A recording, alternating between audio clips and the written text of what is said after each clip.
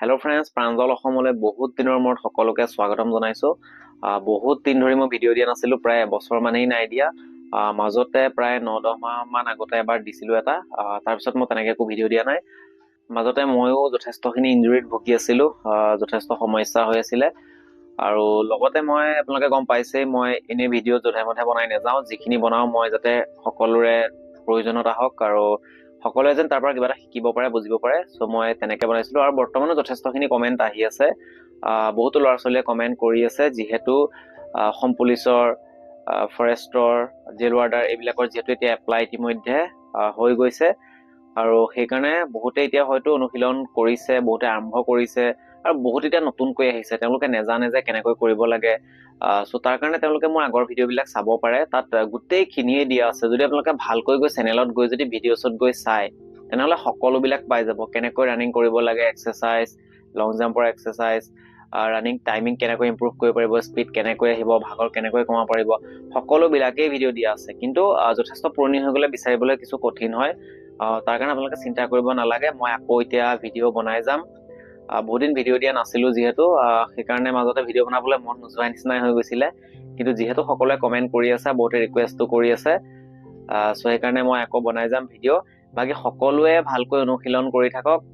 মই চিডুল কেনেকুৱা লাগে তাৰ ওপৰতো মই দিম। 800 মিটাৰ আছে, যিহেতু জেল ৱাৰ্ডাৰ ছোৱালীৰ কাৰণে 800 মিটাৰ, ল'ৰাৰ 1600 মিটাৰ আছে।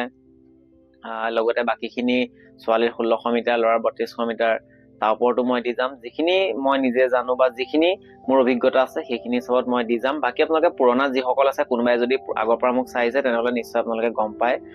সকলোবিলাক ভালকৈ দিয়াই আছে চেনেলত, আপোনালোকে গৈ চাব পাৰে। বাকী এতিয়া আগন্তুক সময়তো ভিডিঅ' আহিব, আপোনালোকে তাতো চালে সকলোবিলাক বুজি পাব। আৰু আপোনালোকে ৰানিংবিলাক যধে মধে নকৰিব। ময়ো কিছু যধে মধে ৰানিং কৰাৰ কাৰণে খুব খৰখেদাকৈ মই বেছি কৰিবলৈ গৈ আচলতে মই যথেষ্টখিনি ইঞ্জুৰিত ভুগিবলগীয়া হ'ল। বহুত দিনৰ পৰা মই ৰেষ্টত থাকিবলগীয়া হ'ল।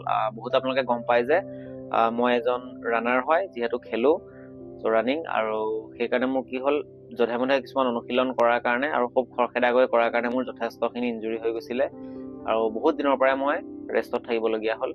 চ' সেইকাৰণে আপোনালোকে এইবিলাক ভুল নকৰিব, ৰানিং যধে মধে নকৰিব, ভালকৈ কৰি যাওক, চিডিউল মতে কৰি যাওক আৰু ভালকৈ ৱাৰ্ম আপ, ভালকৈ ষ্ট্ৰেচিং এইবিলাক কৰিব, ধ্যান ৰাখিব। বাকী মই আজি বিশেষ নকওঁ, নেক্সট ভিডিঅ' আপোনালোকে পাব কেনেকৈ ৰানিং কৰিব লাগে, মই তাৰ ওপৰত দিম। যিহেতু মই বহুত দিন ভিডিঅ' দিয়া নাছিলোঁ, সেইকাৰণে ভাবিলোঁ আজি মই অলপমান জনাই দিওঁ। বাকী যিসকলে ৱেইটিং কৰি আছিলে ভিডিঅ'ৰ কাৰণে, বা তেওঁলোকেও পাই যাব, চিন্তা কৰিব নালাগে। বাকী আপোনালোকে যধে মধে ৰানিং নকৰিব আৰু ভালকৈ ৰানিং কৰিব। আৰু এটা কথা মনত ৰাখিব যে ৰানিঙত বিশেষ কোনো শ্বৰ্টকাট নাথাকে। বহুতে মোক কুৱেশ্যন কৰি থাকে যে দাদা মই ৰানিং কেনেকৈ স্পীড বঢ়াম অতি সোনকালে। কিছুমানে কয় যে মই খুব ভাগৰ লাগে দুপাকমান দৌৰিলে, কেনেকৈ। চব প্ৰথম কথা হৈছে যে তাৰ কাৰণে কোনো শ্বৰ্টকাট নাথাকে। তাৰ কাৰণে আপোনালোকে অনুশীলন কৰিবই লাগিব, কষ্ট কৰিবই লাগিব। কষ্টৰ অবিহনে সকলো মিছা। সেইকাৰণে আপোনালোকে যিমান ভালকৈ অনুশীলন কৰিব, যিমানখিনি আপোনালোকে কষ্ট কৰিব পাৰিব, তাৰ ওপৰত আপোনালোকে ৰিজাল্ট পাব। কিন্তু এইটো কথা হয় যে অকল কষ্ট কৰি গ'লে নহ'ব, তাৰ কাৰণে কিছু টেকনিক আছে। সেই টেকনিকবিলাক বা সেই শ্বৰ্টকাটবিলাকেদি যদি আপোনালোকে যায়, তেতিয়াহ'লে কম সময়ত কিছু ভাল ৰিজাল্ট পাব পাৰে। চ' সেইকাৰণে আমি চিডুলৰ ব্যৱহাৰ কৰোঁ, যে কেনেকৈ ৰানিং কৰিব লাগে প্ৰত্যেক দিনাই, যাতে যধে মধে নহওক, ইঞ্জুৰি নহওক, তাৰ কাৰণে আমি তেনেকৈ ৰানিং কৰিব লগা হয় চিডুল মতে। চ' সেইকাৰণে আপোনালোকে আগন্তুক ভিডিঅ' চাই থাকিব। বাকী মই বিশেষ একো নকওঁ, নেক্সট ভিডিঅ' আপোনালোকে পাব, চিডুলৰ ওপৰত পাব।